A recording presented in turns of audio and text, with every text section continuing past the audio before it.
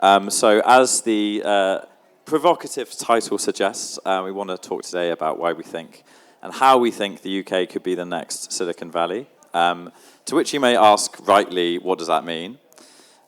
So we tried to we had a bit of debate on it, but we had a proxy that say, if in the UK in 10 years you have, so in the US there's about $8 or $9 trillion companies, so kind of factoring in our lower population, we're like, okay, if we had $2 or $3 trillion companies here in the next 10 years, that could be a good proxy for the change that's happened in this country where, and it's not bad, and we're going to talk a lot about the good things, where more massive companies are grown here and also, very importantly, want to stay here and don't just leave as soon as they get a big opportunity.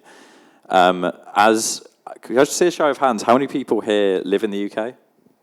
Yeah, most people. Me too.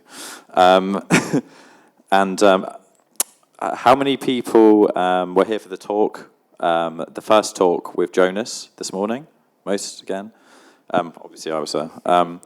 So it's hard to talk about this. Sorry, I'm going to talk to my co-host shortly. It's hard not to talk this through the lens of AI as well when you're talking about tech, economic growth in the UK. And so a lot of this stuff does relate to this, and it's not just stuff we've made up. We've also looked at what the best researchers are looking at here as well. And so I think we're just going to start off with, and we'd also love to get all your ideas towards the end. We're just going to talk about sort of the more positive parts of it, like, you know, why we think the UK could maybe be this, what's good about it. And so, I mean, we've got a lot of kind of thoughts on this, but like, you know, something I know that speaks to you, Marcela, for example, is like having, people talk a lot about the negativity in the UK, but I actually think there's very good pockets of positive culture here.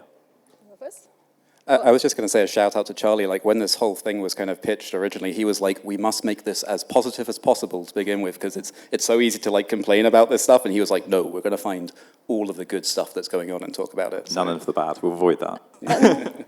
And there's plenty of good, actually. The foundations are super solid in the UK, if you think about the tech ecosystem and the tech economy. If you look at the data, is a 1.1 trillion economy just in the UK. We are the fourth one in number of unicorns.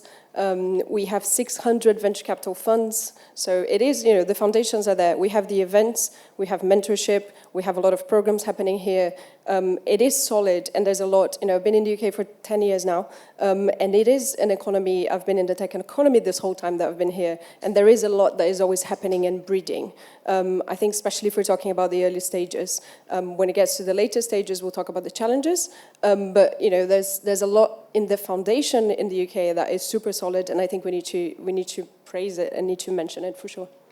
Yeah, and you've mentioned you recently, in your experience of startup bootcamp, just seeing more kind of later stage founders coming back to the UK to reinvest in the local ecosystem. Yeah, so this is something that the US has had for a long time, and it's happening more and more in Europe and in the UK now, which is successful founders. So once they exit, used to years ago just buy a yacht, go to the south of France, retire, I've done my thing.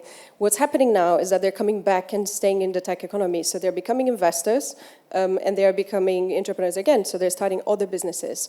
And this is amazing because typically, or historically at least, the UK has had way more financiers on the capital side. So investors are financiers more than they are operators. And this is changing.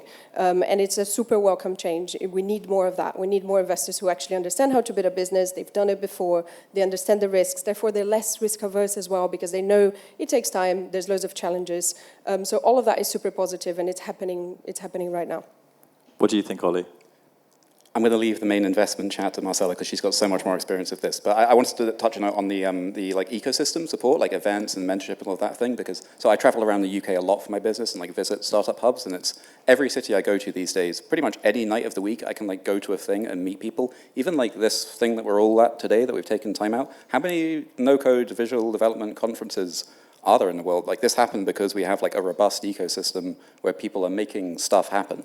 And I don't think we should ever take that for granted. Like even like if you start looking outside the UK, there's plenty of places where this kind of activity doesn't happen, and I think it's really, really important from a grassroots perspective. Yeah, and when you look at the data of this stuff, like journalists kind of only cover the funding rounds and TechCrunch stuff, you know? Like, there's actually an incredibly vibrant bootstrapping scene in the UK that no one talks about. Like, in our meetup group, we've got the most indie hackers of any meetup group in the world, and it's in London, right?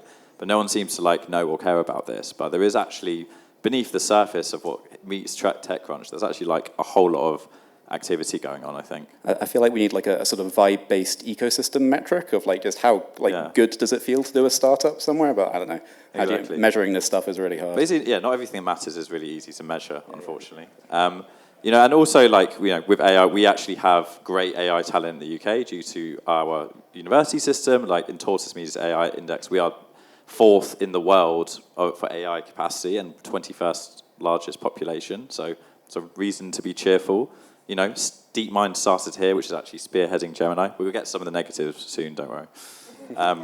I can feel people wanted to put their hands up, like after every sentence you said there was like, but well, yeah. And just the last thing I say before we move to the negatives is just like, you know, people rightly, you know, have qualms about some kinds of regulation in the UK, but there's lots of regulation we don't have, which is a huge problem in other countries. And this is kind of the, you know, not to get too political, this is my personal one benefit of Brexit, for example, is that we don't have, say, the AI Act from the EU, which is going to make it much harder to do certain types of R&D in the early stages. We also there's this crazy tax in the US as well. I won't get too into it, but basically your developer salaries can't be deducted from your profit in year one. You have to spread it over between 5 years and up to 15 years if they're international. So it's incredibly hard to bootstrap tech companies. You basically need funding or very deep pockets to actually start tech businesses in the US. Surprisingly few people know about this, but it's actually a massive problem if you're building a tech business in the US, and we don't have that problem. Right, so it's kind of wild to hear about like US regulation that is tighter than ours. You know, I mean, I think again, just like reasons to be cheerful, like, you know, reasons to be optimistic about the UK. Like, it's really easy to like start a business here. Like, you know, we do make it like quite a straightforward. It's like 12 quid. And like I think it's gone up. I think you're showing your age a little bit at this point, but yeah. In a few hours. It's like 50 or something now. God damn it. I'm from Brazil. It takes 60 days to open a business there. So maybe the benchmark is not Brazil, but, you know, over here is a few hours. You could probably open one by the end of the conference if you really wanted to, you know, have a business bank set up by the end of tomorrow. Like, it is pretty, you know, frictionless, and that's something we should celebrate because it's just not elsewhere in the world. So while we did talk about some of the more positive pockets of culture, I think it is true that broadly speaking, the culture is not as positive in the UK as some parts of America. I don't think anyone can really argue with that. And that's something you've certainly seen with your work at CodeBase in Scotland. You mean in terms of like kind of like starting and agency? And just like the kind of the word agency, like high agency, and thinking you can just do things versus I need permission to do things or resources. So this, like, a big part of my job, like, so we have this massive contract in Scotland now where, for working with the Scottish government, where we're basically meant to be the tech startup driving force for the whole country. So, you know, programs, mentorship, support, investment conferences, you know, all of that jazz. And it's a big job, and, you know, we take it very seriously. And I meet so many new founders as a part of this, and it's really cool because my like whole network used to be just like SaaS founders who had like built a thing before, and like they were like second time round, or they like knew what Y Combinator was, or like, you know, they like read you know, Ben Evans' newsletter. They're just quite sort of plugged in. And now I'm meeting all of these founders who are like, they really want a seat at the table. They're like quite often generally very intelligent, very driven, you know, very you know, they're ambitious. But they come from like a non-tech background, and there's this like this moment, this perception that they have that they can't proceed. They reach a certain point and they're like, I understand this problem intimately, and like, what's the next step? And this is where, like, so I run the Scottish no-code community, and I'm pounding this drum of like, actually, you can start building, you can start putting something in front of your customers, and it could be super simple, like, but just don't get stuck. And that lack of agency is like a thing I don't see as much in London, and I think you just don't get at all in Silicon Valley, for sure. I would say it's of course very difficult to pinpoint where the problem is. So is it a kind of cultural aspect? Is it an individual thing? But, you know, collectively, I would say there's still a bit of kind of lack of ambition to go all the way to big businesses. So in the UK and in Europe, on average, exits are of the value of like 23 million. So that's the question. Why is it that founders are not going all the way or trying to build big businesses? Is it because they don't have the ambition for it? Once I make enough money, I'm happy, kind of takes care of my life? Or is it because the ecosystem is not allowing for it, and therefore what can we do if that's one of the elements? There's something that we can't really pinpoint and specifically define what's the reason, but it's definitely something to consider. Why is it that founders over here are not trying to become, build the next unicorns or go all the way to IPO? Yeah, and it feels like there is pockets of having good ecosystem funded by the government. It sounds like in Scotland you have such quite a sophisticated system there, for example, at the national level. I think we need it, to be honest, because we're like so far behind, the activity that's happening down here. And I remember I was in San Francisco last year, and I was telling them about this program that we do, which is, a multi-million, £45 million 5-year contract that we have with them. So it's not a small thing. And they were shocked. They were disgusted that the government was paying for startup education, because it's a complete antithesis to everything that that Silicon Valley believes in. But yeah, this is still a trial almost. £45 million is a lot of money, but compared to actually many things, it's not a huge amount. So it's can we reach a tipping point in Scotland where we can, catch up? Probably not to Silicon Valley, but at least to a slightly more developed ecosystem like London. Yeah, and the public sector has a really important part to play in this, because you might remember something that Jonas said in our interview earlier. It's one of the biggest bottlenecks to AI, massively growing in usage is simply energy and abundance of energy. And not everyone knows it, but UK has probably the most expensive energy in the whole of Europe. And that is not inevitable. That's due to various policy decisions that some argue were right, some people argue are wrong. But whatever you argue, it's led to extremely expensive energy. And, realistically, that is going to be a bottleneck to achieving what we're talking about here in the future.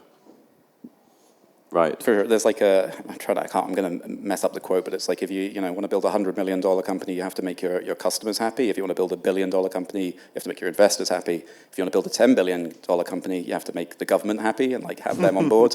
It's just that's just how it works. It's a policy decision at that point. So I believe we have about 5 minutes before questions, although I messed up my timings last time slightly.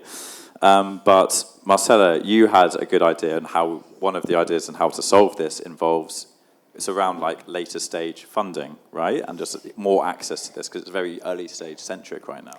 Yeah, we do very well in the early stages. Plenty of funds on the pre-seed, seed level. We have SEIS, which is fantastic for angel investing.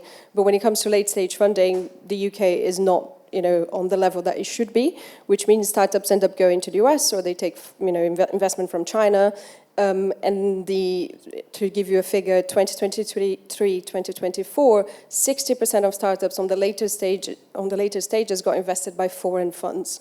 So what that causes is kind of this chicken and egg problem, where the returns are also going into the foreign funds or into the foreign ecosystems. So it's UK nascent startups, they've started here, but then the ones profiting from them are outside of the country. And I found a figure that says that between Monzo and Revolut alone, just the two of them, we've missed out on £8 billion of investment that could have been funneled back into the ecosystem because they ended up fundraising outside of it. So that's one of the things that we need to fix. We have a few ideas when we talk about potential solutions, but that's one of the things that the UK absolutely needs to look into if it wants to become more kind of, on the same level or closer to the same level of what the US and Silicon Valley can do.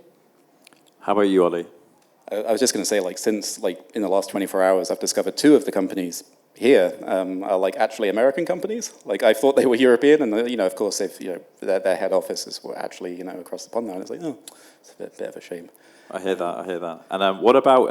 I know you were very interested, obviously for obvious reasons, in ecosystem and how we can get on a UK-wide basis kind of supercharge that to kind of help us reach this goal. For sure. And Charlie asked us for exciting moonshot type opportunities to make the UK awesome and amazing. And I'm just quite a boring person, I've realized. I was suggesting all this quite bland, middle of the road stuff, and I was a thing that occurred to me is just Charlie does a huge amount for the ecosystem, right? From running a space to running meetups to a podcast. You're just kind of a person who does things. So same with Marcela. There's loads of people in this room as well.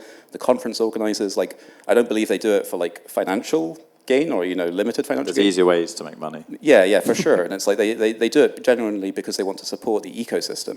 And it's like, why don't these people just get paid like a small amount of money by the government to do this stuff? Like, I mean, because I just don't think that is a common occurrence like in London. But in Scotland, 3 years ago, we launched the Ecosystem Fund, which is run by the government. And it's basically, we call it the Beer and Pizza Fund. And you can get up to 50 grand to just run some meetups, like once a year.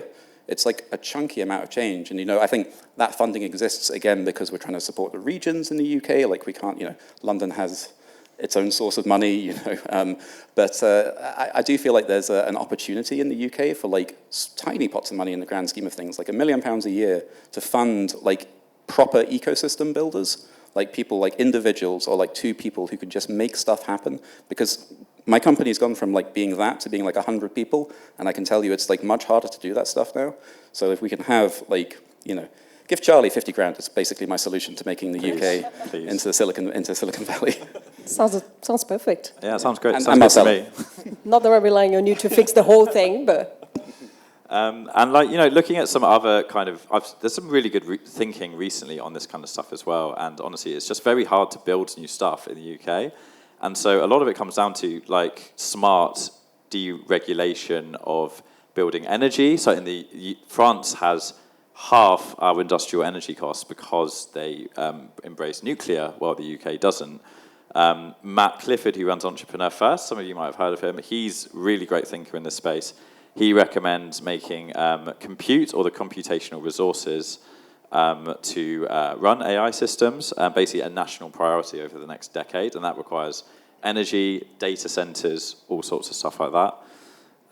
And actually, I had a really cool one, which was having like a Rhodes Scholarship for the 100 smartest AI scholars to come to the UK every year and try and, actually like actively recruit these people to come and build and work in the UK, which sounds like a very good idea as well. Yeah, like Y Combinator did a thing just a few months ago where they flew in, like, I want to say it was a couple of thousand, maybe it was a few hundred, like, PhD AI students who were like just interested in building, from all around the world. They paid, for their air travel, for their accommodation. They put them up and they just like said like, hey, let's build. And it's all just, deal flow for them in the long run. And I do believe, Y Combinator, and I mean San Francisco and the Valley, like they're back in terms of like it is a physical place that you go to, and like that's what we want as well, right? Like I think we all kind of thought after COVID that maybe we'd be more, remote with all of this stuff, but I don't think it's panning out. We want to make sure people are actually coming here and doing stuff and building things and creating. Yeah, I agree. And lastly, we should collectively start a techno-optimist version of Black Mirror, which I suggest we call like Gold Mirror or something. Don't know, but we can probably figure this out too.